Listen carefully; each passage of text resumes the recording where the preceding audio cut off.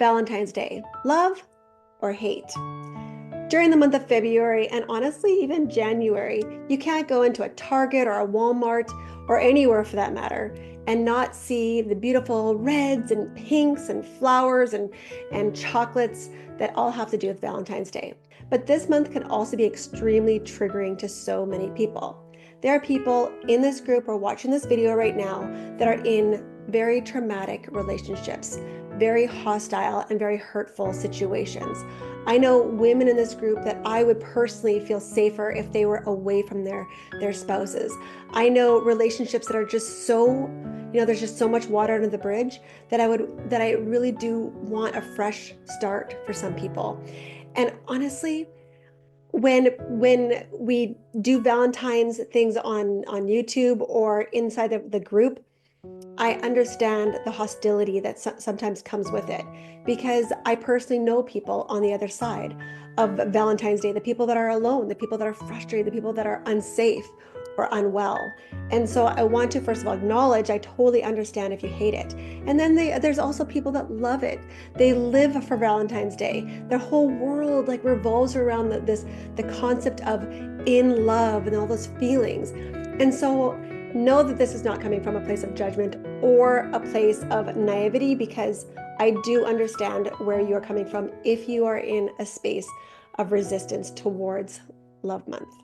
Saying that, there are couples that want to celebrate. Maybe their relationship has just become a little bit stale, or maybe they're looking for a way to reconnect. So we're going to talk about two things today: the expectations around Valentine's Day and Love Month, as well as some amazing gift ideas for Valentine's Day.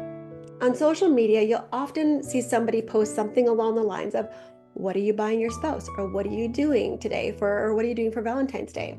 And often there are comments underneath with a lot of resistance. Well, we don't celebrate Valentine's Day. I think it's a marketing ploy or a way for retail to make money as opposed to connection and authenticity. Some will say, we're in love, so why do we need to buy each other something? Why waste that money? And then you'll see some people going on lavish trips. As a coach, I'm not here to necessarily judge what you're doing or why you're doing it, but rather encourage you to get a better understanding of why. Personally, I feel like Valentine's Day is a really great excuse, maybe, or reason to spend quality time with the person that you love, or go above and beyond for this person. I remember when my husband and I weren't doing well, and I would go to the card store and I try to pick a card for him. And I remember just how difficult it was, because I didn't necessarily want to shower him with praise or gratitude. I didn't really stand by a lot of what those cards were saying. And so I found it difficult to find just the right card. And ultimately, sometimes I just go for one of those funny cards, because I just didn't want to put my heart out there. I didn't want to be vulnerable with him. And so I would pull back. But Valentine's Day could be a day where you start shifting your thought, where instead of seeing all of the things that they're doing wrong, that you take a moment to try to praise them or see them for who they can be, or what they have done, or what they've tried to do. Sometimes when I read a comment that states, something along the lines of, we don't celebrate Valentine's Day because it's ridiculous, it costs too much, we already love each other, we don't need to buy things to prove it.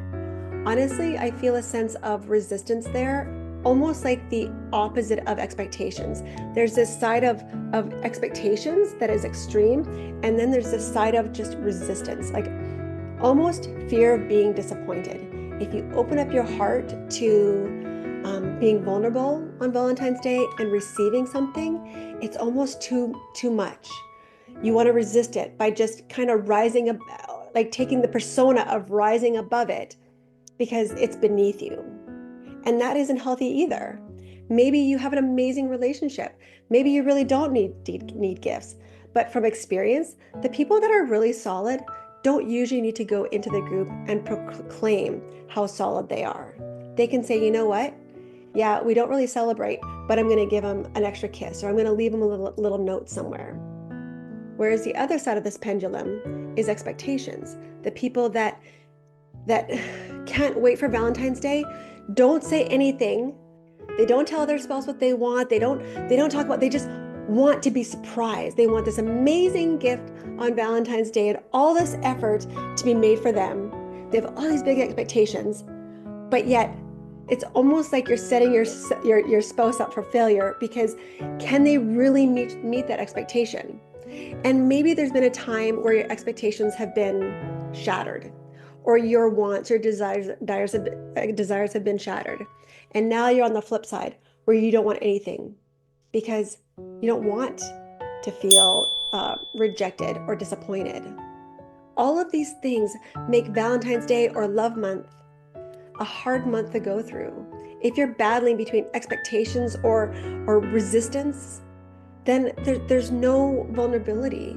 There's no unity or connection, because these are two extremes. So this Valentine's Day, I would rather encourage you to get onto a connected, united level. Communicate about what it is that you want to do. Actually plan something, and this could be a free event. If you want, we have a date night guidebook, a date night ideas book. It's 101 date night ideas. It has everything from free to exotic to at home to outside to movie theaters, and it's just creating different levels or phases or different scenarios that you might be in to have fun with your spouse again, laugh again, see them as a partner again, as opposed to, someone that you're co-parenting with or that you're coexisting with. In this world where women want this independence and self-sufficiency, well, women, we can't have independence and self-sufficiency if we are holding in our thoughts and our desires and having either expectations or resentment toward our spouses. That independence or that power, that empowerment comes when we are open. It comes when we are connecting and communicating in a loving manner, not a demanding or a accusatory manner, but rather a connection. Let's talk about this. Let's talk about Valentine's Day. I'd like to do something with you.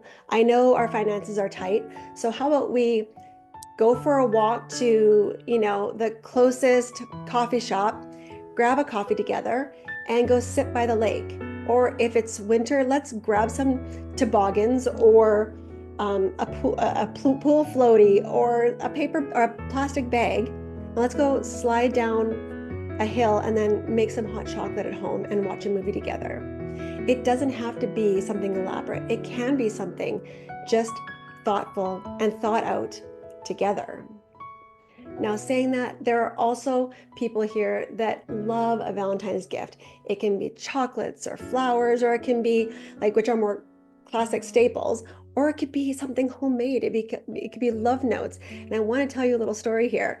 I have a friend, Sarah, who she started writing down love notes on her bathroom mirror, not really expecting anything back, but her little love note on the bathroom mirror that her and her husband would share, all of a sudden became like this wonderful little safe space where they could connect, because he started responding to her love notes on the mirror. And that just warmed my heart, because there was a few years ago where I hid love notes all over the house for my husband. And every day I would give him a clue as to where the next love note was. It was just something, I was out of town, and that's why I did that. And it was just something that we did for each other. It was something thoughtful. Just, I'm thinking of you. These things don't have to cost money, but they do need to take your time. In fact, if you are financially fine or set and you're just going out and buying the first thing you see because you just want to check off the box that, hey, I got her flowers or I got her chocolate, that'll, settle her down, or here's a card, just pick the first card, that defeats the entire purpose of Love Month. It defeats the entire purpose of Valentine's Day. Valentine's Day should be from the heart. It should be something that costs you time, thoughtfulness, something genuine. And honestly, that's why I think it can be so triggering when your relationship is not in a good place, because it's so hard to dig deep and think of something genuinely wonderful about your spouse when you're so upset with them. So I want to encourage you today, Valentine's Day, all of Love Month, to work on that resistance. Start opening your heart up to a little bit of vulnerability and a little bit of maybe appreciation for your spouse, and do something special for them this Valentine's Day. Below is a link to our Valentine's Day gift ideas that has 3 different categories. First, we have 5 classic Valentine's Day gift ideas. Then we have 5 fun Valentine's Day gift ideas, followed by 5 Valentine's Day things to do. So click that link, check it out, and maybe just take a moment to plan something for you and your spouse today.